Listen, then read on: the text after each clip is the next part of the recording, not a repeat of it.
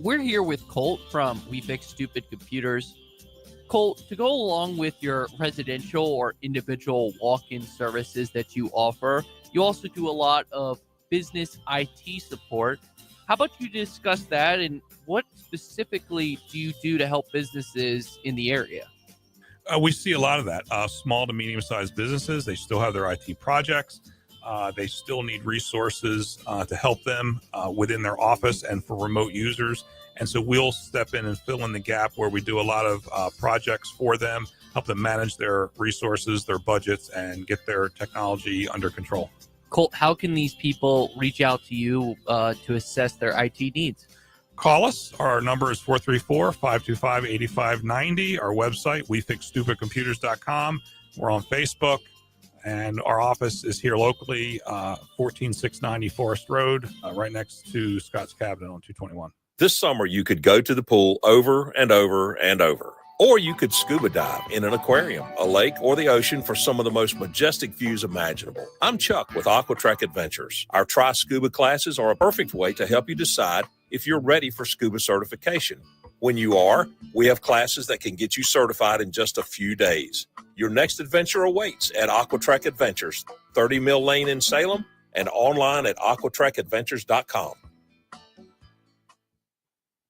Put the fun in your meal at Kodo Japanese Steakhouse, where everybody gets a free meal on their birthday. Kodo Japanese Steakhouse, Wards Road in Lynchburg. Step into the Fast Lane 24/7 at Trey Lyle VT and Fast Lane Ed Lane on Facebook, Twitter, Instagram, YouTube, and wherever you listen to podcasts. Now, back to the Fast Lane. Back from yesterday, of course, as we welcome you back into the Fast Lane. But for the first time today, at least the Oklahoma Sooners hit a 3-run walk-off home run instead of a 2-run game-tying home run, where we're just sitting there, TJ and I are rolling our eyes going, really? This is how it's going to go? So we do get to have an abbreviated version of the Fast Lane today. Here's a shocker. We might go a little bit late, but speaking of late, we are a little bit late, but hopefully not too much, to catch up with our next guest, a man who was at the Indianapolis 500 and yet continues to be in motion heading to Nashville. Actually, it's Lebanon, Tennessee, to be technical about it. 30 miles east of Nashville. I have been there before. My wife has been there, took some fraternity brothers and my biological brother there when I was in college. Done in the M-Town. Got to use gang symbols when referring to that place. I survived it for 4 years. I reserve the right. So, a man who will be not in Memphis, but in Nashville, Dalton Hopkins, with us once again in the Fast Lane. Dalton, great to be speaking with you. Compare and contrast the expectation versus the reality of being at the Indy 500 this past weekend. First off, thanks for having me on again, Ed. But, you're talking to a guy that's been to 10 Daytona 500s. I've lived in Daytona Beach my entire life. So it almost felt like being in enemy territory. But that's probably not the right way to say it, because there's no enemies there. Everybody there loves racing, and so do I. And, you go there, you step into a facility like that, like Indianapolis Motor Speedway, and everything they say about it, it really is true. You kind of just take in, you realize how much history has gone into it. And then on top of that, you kind of look at the pre-race ceremony, and I walked through the museum and the pre-race ceremony that occurs there, and you take in more about the history, the pageantry, and everything that has occurred there for the last over a century in 1911. So it's when it first started there. And it really was a fantastic experience. And I really want to do it again. And it's somebody, again, who's been to Daytona 500 multiple times. I'm not going to say anything else. I'm not going to say anything else. Daytona is always my love. It's always my home, but that's, it certainly was very comparable. Dude, I've grown up in the Lynchburg area, and Martinsville was the home track even before. I lived in Martinsville for 5 years, met my lovely wife there, and of course, moved back to Lynchburg after that, and think very fondly of Martinsville. And I mean, let's be real, the racing there is kind of stunk under the next gen car, but it still holds a special place in my heart because it's a home track. So don't apologize at all for Daytona being your home track. Although, let's be real here, there's some IndyCar fans that might vociferously deny that that's the best form of racing or the best spectacle in racing, given the history of the Indy 500. Well, yeah, they can think that. That's totally fine. Diplomatic response from Pit Lane CPT, the captain, whom we salute, Dalton Hopkins here in the fast lane. Dalton, we say thank you for your service and your colleagues who have sacrificed from this past Memorial Day weekend so that we could enjoy the racing, watching it on Sunday throughout the day. 3 big race date events, and your colleague Mike Neff of frontstretch.com mentioned that we need to find a way to fill that void because, Formula One in their ever pinky out as they drink mindset are moving off of Memorial Day for Sunday morning of Memorial Day weekend with the Monaco Grand Prix and moving it back a weekend. Is there any way to replace that, or is this just now American motorsports taking a different approach than, I guess you could call it global motorsports, even though NASCAR continues to draw and rate better than Formula One races? Yeah, so if you check out the Pit Straight, one of our podcasts on the Front Stretch Network, we were actually talking a little bit about this as to if there really is anything that can replace it. First off, Monaco itself, no, not at all. There's really nothing that can replace that. And honestly, if there were going to be a Formula One race that was going to have to take its place, it would obviously have to be in Europe. Anywhere that came here would obviously just wouldn't work out because it wouldn't be the same time. It'd have to be in the morning because you don't want to have a race at the same time as the Indy 500. So it's very difficult to say. I think it's a little. I don't know how I feel. I guess Formula One really doesn't care about the Indy 500. Just to pull that away and kind of ruin that whole day, even if they're not NASCAR fans. I mean, the Indy 500 is an internationally known race that every F1 driver knows about, and most people in Europe probably already know about. I mean, it is the world's greatest race. So to sit there and say, yeah, we're not going to have on the same day as the Indy 500 anymore, and you can just deal with it, it kind of makes it lose its luster. It kind of ruins that racing Christmas holiday that I think Mike Neff himself even called it. So it's really unfortunate this is occurring. I don't know if there's anything ever that can replace it. I mean, they could try their best, but Monaco is, the biggest crown jewel, I think, in Formula One, at least on the calendar right now. So I don't think there's any race that they have, at least, that could replace it.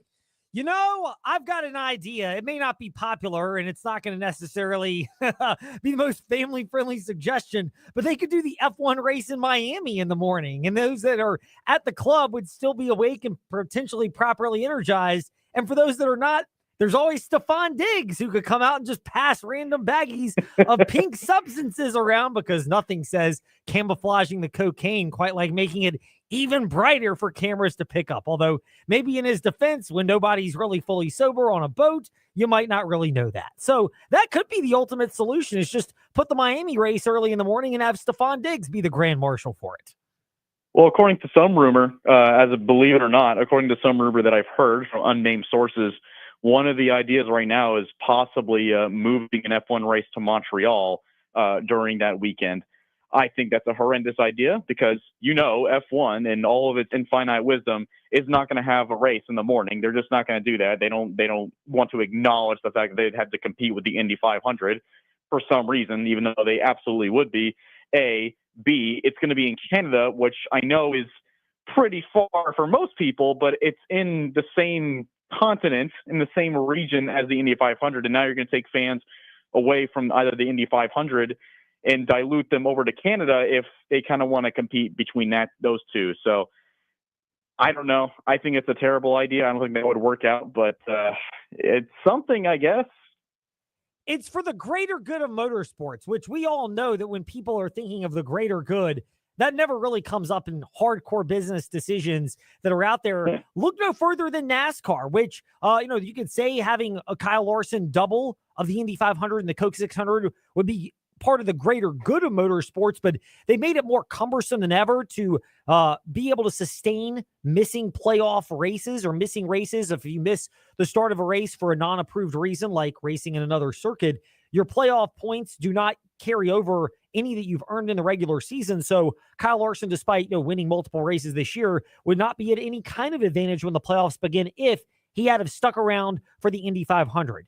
The shot of him watching his watch during one of the delays at the Indy 500, does that encapsulate the fact that this was one of those enjoy the effort while it lasted, because you're probably not going to see the double attempted between the Indy 500 and the World 600, also known as the Coca-Cola 600, the Coke 600, back to the Stephon Diggs references. But you'll unlikely see the double at any point in the near future because of this. It's definitely made it worse. I don't know if we never see it in the near future, because it's really difficult to say. I mean, if I'm Kyle Larson, or if I'm really any driver, I just saw Kyle Larson attempt this feat twice, and both times he failed. The first time it was because of a rain delay, and the second time it's because he crashed out. And you know what?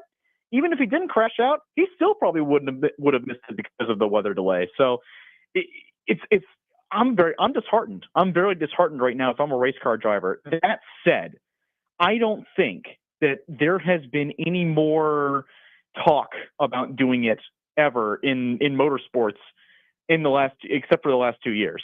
Than the last 2 years. I don't think there's been any more talk about doing it. So it is at least in the conversation. And not to mention, we also saw Justin Marks, the owner of Trackhouse Racing, come out and say it needs to happen more. We need more drivers to take this on, and it should be easier. We should be making it easier for drivers to attempt this, because why not? It'd be much more exciting. I myself talked to some IndyCar drivers at Indy 500 weekend, and all of them agreed. All of them said, we'd all love to do it. Everybody in the garage, there's nobody here that doesn't want to do it. The problem is getting all the resources together. And and Graham Rahal himself even told me that in order to do that, you would have to, it's a lot easier for NASCAR drivers to come into IndyCar than IndyCar into NASCAR. And it's because of that darn charter system, because there wouldn't be really any open seats available for them. And even if there were, they're not going to be with any good teams. So it's up in the air. At least it's in the conversation. I hope we get to see more of it. I really hope Roger Penske does something with, say, Ryan Blaney. I know Scotty Mack really wants to do it. I know Ryan Blaney wants to do it. So I don't know. We'll see, Ed. I really hope we get to see more of it. But if I am a race car driver and I just saw Kyle Larson do this twice and fail both times, I'm not feeling too good about it. Meanwhile, things that might have a positive impact on motorsports viewership, and particularly NASCAR viewership, as frontstretch.com's Dalton Hopkins is hanging out with us today in an abbreviated version of the Fast Lane. Prime Video had 2.72 million viewers for the Coke 600, according to Nielsen. That is a lower number than 3.1 last year on Fox, but platform, and they got about 800,000 in the coveted 18 to 49 demographic, meaning the ability to tap into younger people in a way that Formula One has through a lot of their streaming platforms. Was this a loss for NASCAR in total viewership, or ultimately a win by finding a way to start utilizing a different outlet?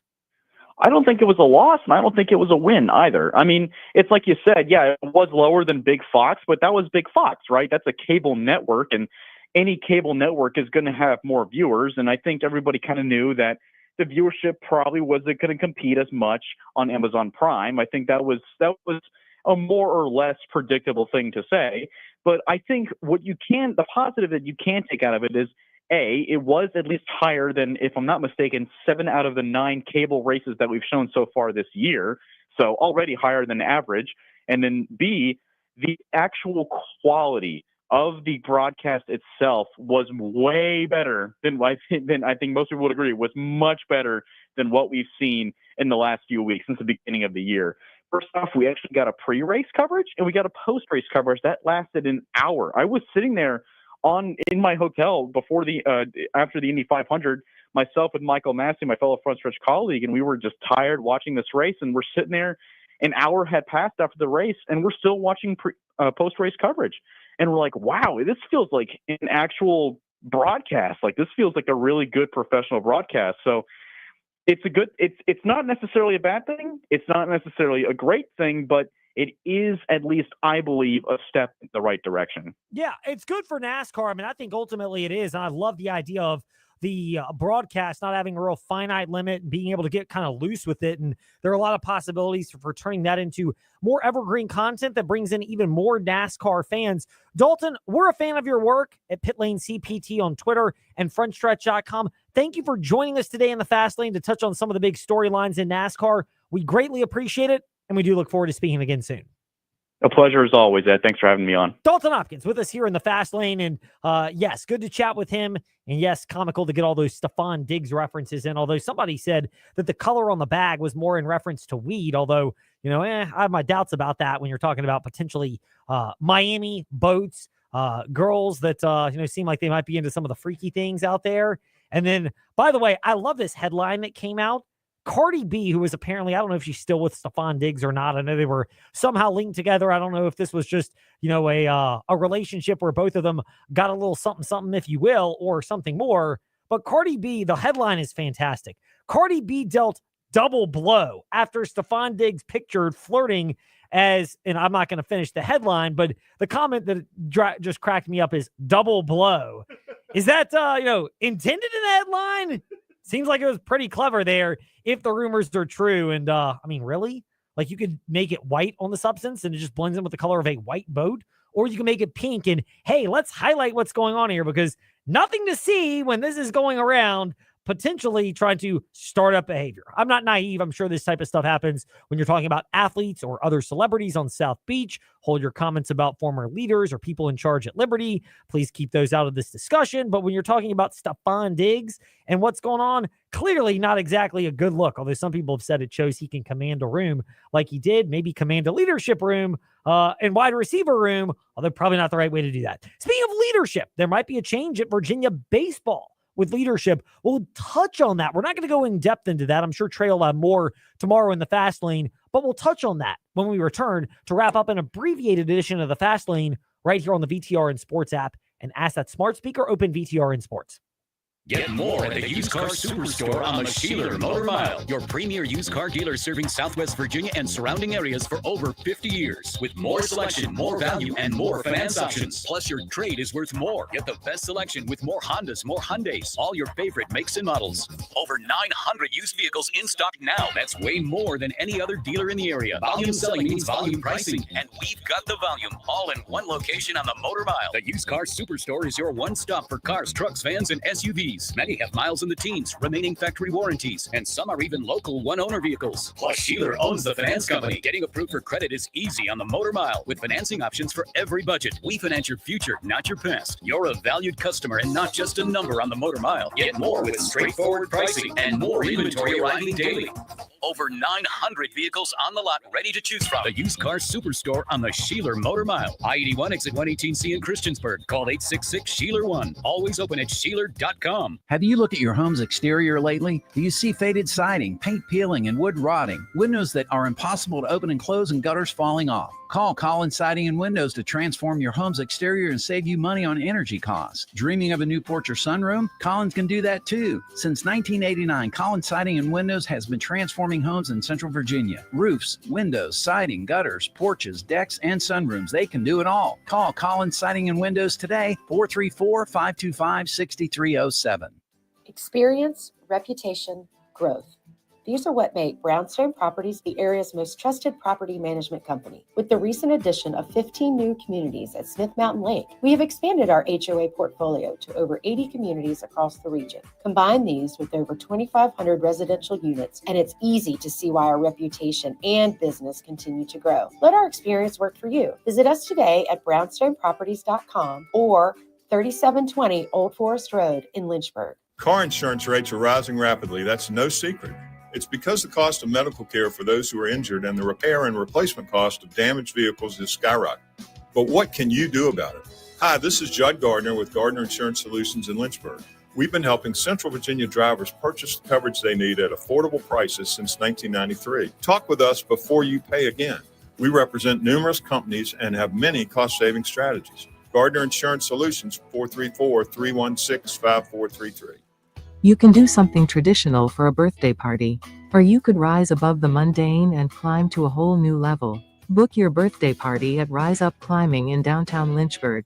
Birthday parties on the weekend include harnesses, a personal instructor for 90 minutes plus 30 minutes in the party room to unwrap gifts and enjoy treats. Rise up to a new level for birthday parties at Rise Up Climbing. Learn more at riseupclimbing.com and see them on Church Street in downtown Lynchburg. At Big Boys Guns, one thing we've learned over a decade serving Central and Southwest Virginia is that you value the freedom to choose. That's why you'll find the largest selection of firearms, silencers, reloading equipment, ammunition, and AR-15 parts, all under one roof. And if it's not in stock, the BigBoysGuns.com web store shops warehouses on a live feed, so you'll know exactly when your product is here. Come see us on Route 460 in Blue Ridge and BigBoysGuns.com. That's Big Boys with a Z, Guns.com. Do you know what a cold climate heat pump is? They're a new generation of heat pumps from Tara Lee Mosley that provide substantially more heat than traditional heat pumps, even when it's 5 degrees outside. This means your electrical auxiliary heat runs less, saving you big time on your electric bill. And with the recent spikes in electric utility rates, that's crucial. Plus, these new heat pumps qualify you for a $2,000 federal tax credit. Contact Tara Lee Mosley for more info on the new cold climate heat pumps. We've got some crowd favorites this week as the Lynchburg Hillcats return home to face off against the Fredericksburg Nationals May 27th through June 1st. Thursday night, we'll see the return of Pitcher Night at the ballpark, where fans can fill some pitchers in celebration of Thirsty Thursday. Friday will feature a pickleball paddle giveaway to get us ready for summer. Then on Sunday, we're giving away a vintage logo jersey. Get your tickets today at lynchburg-hillcats.com. Put some fun into your lunch or dinner. Come to Kodo Japanese for the show with fun hibachi-style Japanese prepared in front of you. Looking for calmer fun? Kodo Japanese serves Lynchburg's most delicious sushi, including the famed Vol crab rolls, plus drinks including specials on mimosas for brunch every Saturday and Sunday from noon to 3. Speaking of fun, everyone gets a free birthday dinner at Kodo, so put the fun into your meal at Kodo Japanese, Wards Road in Lynchburg.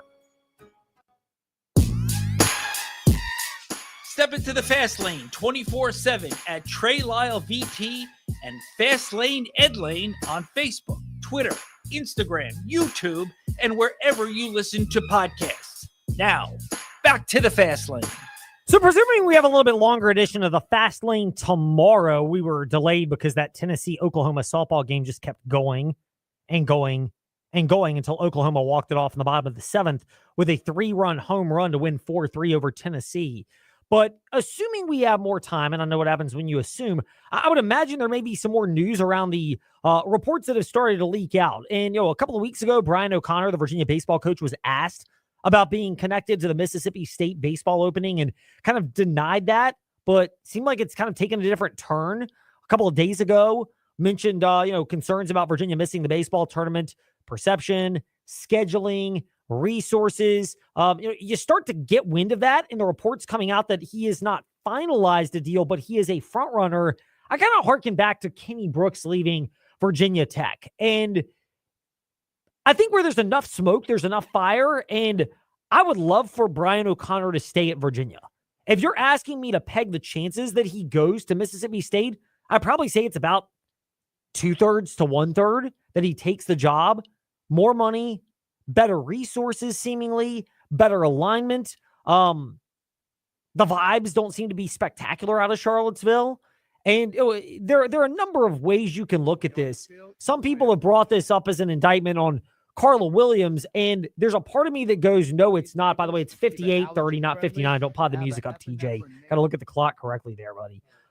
But you look at where Virginia is right now, and there are a lot of ACC programs that are in this spot. Virginia Tech was in the same situation. I think it's a little different with Tech because they just made the calculated decision of, we believe we can be better at football. We're going to pump more resources in. Obviously, it's not paid off. They invested financially pretty heavily last year and underwhelmed relative to the financial commitment to the talent, just going 6-6 and 6-7 if you count the bowl loss.